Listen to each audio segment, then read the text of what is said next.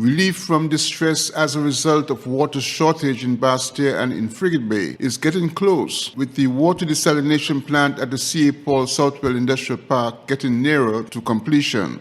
In a recent tour of the facility, SKN Newsline spoke with the head of the Water Services Department, Cromwell Williams, who confirmed that the $50 million plant would become operational in August, which will be welcome news for residents of Basseterre in particular. The plant, designed by U.S. company Gemini Seawater Systems and funded by the Republic of China on Taiwan, will add 2 million gallons of water per day to the Basseterre Frigate Bay water distribution system, as explained by Cromwell Williams. The Basseterre desalination plant, which is on the way, being constructed, currently is about maybe 70% completed and is expected to be completed in August, but we expect to have partial completion by next month, hopefully July. It's a total capacity of 2 million gallons per day.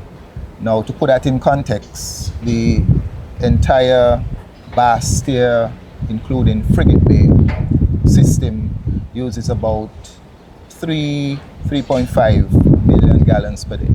So we're adding 2 million gallons to that. So that's about a 65% increase in the water supply to the Basseterre Frigate Bay area. And we expect that once this is in operation within 2 months or so, that we would have enough water to allow Basseterre and Frigate Bay, etc., to return to 24-hour supply. So that is the main reason for constructing this plant.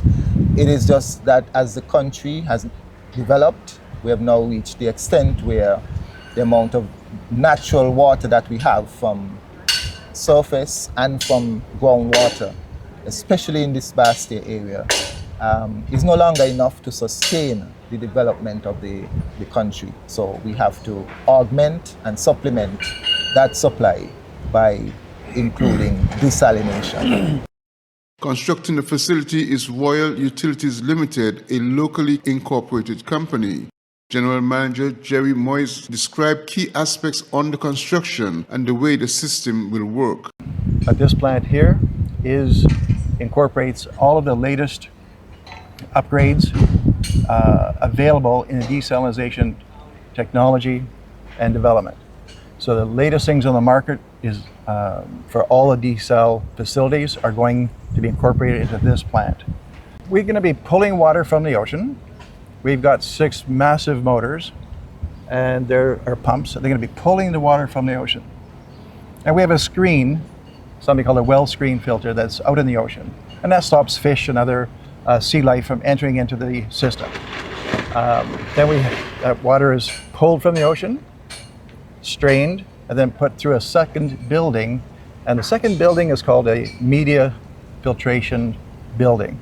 All it does, cleans the water 100% down to like 50 micron, 40 micron. So it's pretty fine, clear water. And then at the end of that, it enters into the production line. So the reverse osmosis building receives the water from the pumps after it's been filtered, and then it refilters it again, all the way down to 5 micron. At that point, the water is ready to hit the production line. And then the big massive motors and pumps take that clean, clear, filtered water and run it through the RO process.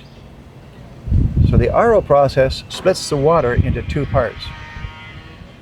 One will be the clean, fresh, potable water, which will be stored in this tank right here. But once the water is split into 2, one half has no salt, the other half will have double the salt of the ocean. And that will be run back out into a spot in the ocean where there's a cross current, and it'll blend in, and the IA study shows that it'll have no impact whatsoever on the marine life. And this falls in line with the St. Kitts Marriott desal plant, where there's been no impact on the environment whatsoever. According to Moyes, the pipelines into the sea will be anchored securely to the seafloor and will be able to withstand the rough seas caused by tropical storms and hurricanes. Glenn Bart reporting for SKN Newsline.